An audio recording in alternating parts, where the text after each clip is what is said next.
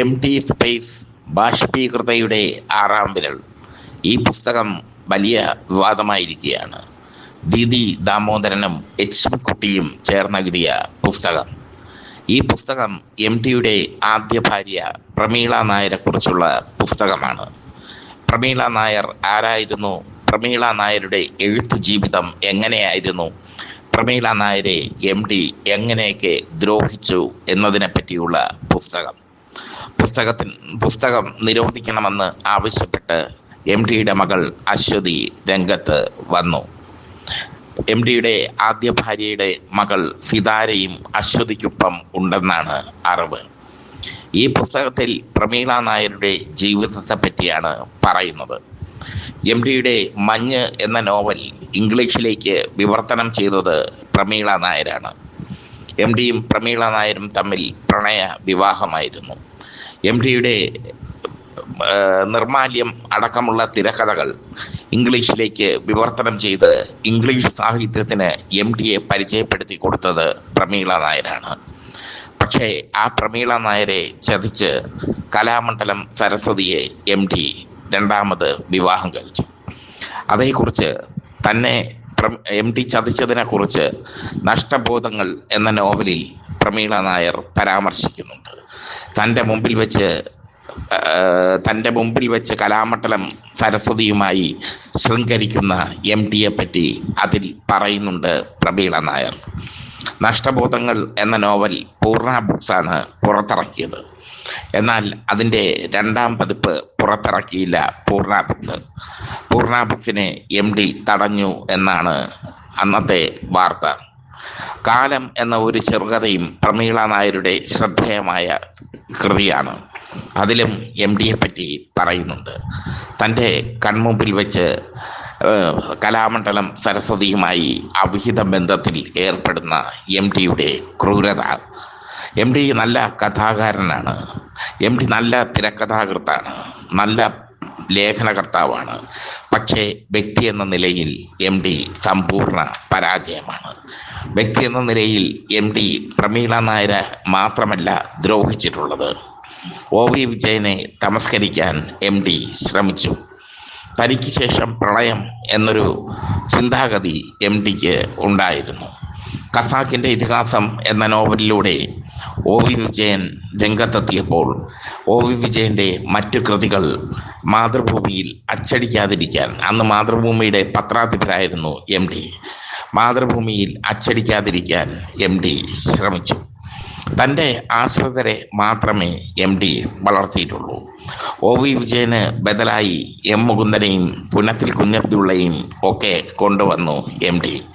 പക്ഷേ ഖസാക്കിൻ്റെ ഇതിഹാസത്തിൻ്റെ ഏഴകലതെത്താൻ എം മുകുന്ദൻ്റെയും പുനത്തിൽ കുഞ്ഞബ്ദുള്ളയുടെയും നോവലുകൾക്ക് കഴിഞ്ഞില്ല.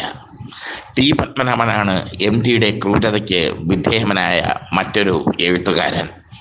ടി പത്മനാഭൻ്റെ കഥകൾ മാതൃഭൂമിയിൽ അച്ചടിക്കാതിരിക്കാൻ എം ടി ശ്രമിച്ച കഥ ടി പത്മനാഭൻ തന്നെ പറഞ്ഞിട്ടുണ്ട് പല പ്രാവശ്യം.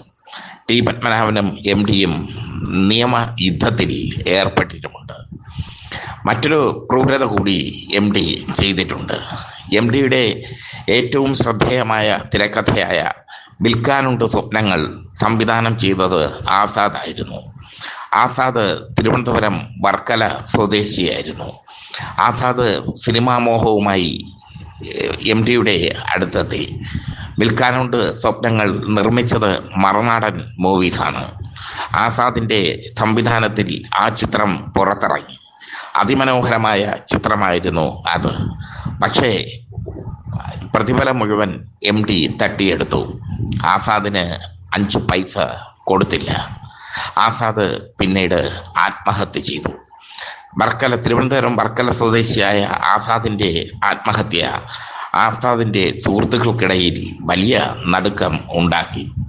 തൻ്റെ സഹോദരിയുടെ വിവാഹ ദിവസമാണ് ആസാദ് ആത്മഹത്യ ചെയ്തത്. അതിന് കാരണം ആ യുവാവിന് സഹോദരിക്ക് കൊടുക്കാൻ കയ്യിൽ പൈസ ഇല്ലാത്തതാണ്. ആസാദിനെ കൊന്നു എം ടി എന്ന് വേണമെങ്കിൽ പറയാം.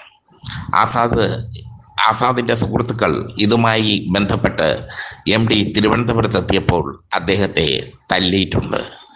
ചുരുക്കത്തിൽ MD സ്പേസ് ബാഷ്പീകൃതയുടെ ആറാം വിരൽ അത് പ്രമീള നായരെ കുറിച്ച് മാത്രമുള്ള പുസ്തകമാണ്. പക്ഷേ MD കാണിച്ച മറ്റ് ക്രൂരതകളൊന്നും അതിൽ പറയുന്നില്ല. പ്രമീള നായരുടെ നഷ്ടബോധങ്ങൾ എന്ന നോവൽ മലയാള നാട് പ്രസിദ്ധീകരിച്ച് തുടങ്ങിയപ്പോൾ അത് നിർത്തണമെന്ന് ആവശ്യപ്പെട്ട് MD SK നായർക്ക് കത്തെഴുതിയ കാര്യം ഒക്കെ അതിൽ പറയുന്നുണ്ട്.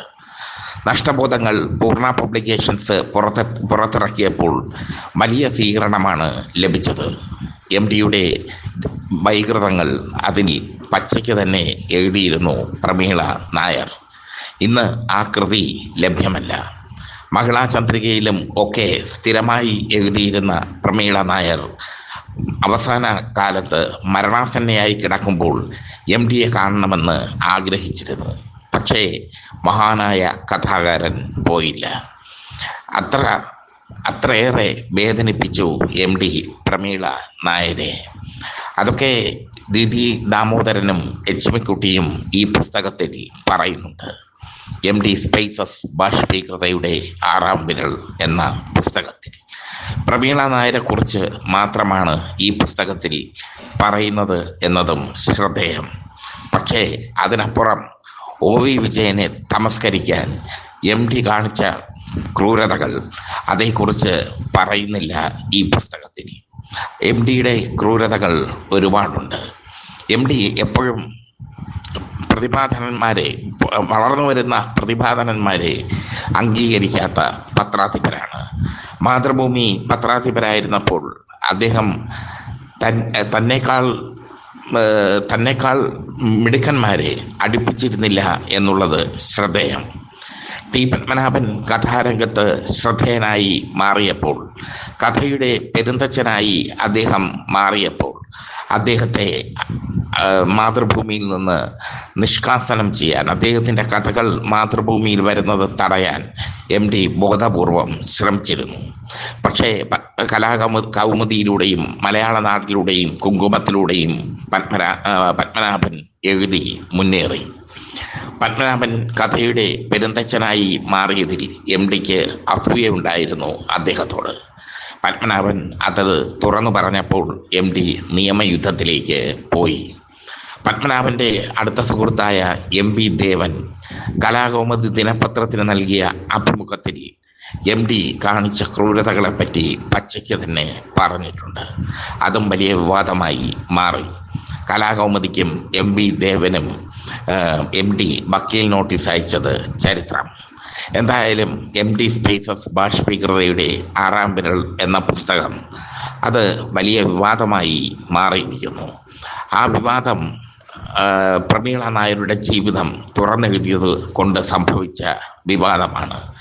അശ്വതിയും സിതാരയും, MDയുടെ മക്കളായ അശ്വതിയും സിതാരയും അതിനെതിരെ നിയമ നടപടി സ്വീകരിക്കുമെന്ന മുന്നറിയിപ്പുമായി എത്തിയിരിക്കുന്നു. നിയമ നടപടി സ്വീകരിക്കേണ്ട കാര്യമൊന്നുമില്ല.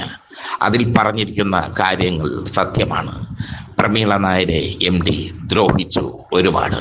അതിലുപരി ആസാദിൻ്റെ മരണത്തിനും MD കാരണക്കാരനായി മാറി.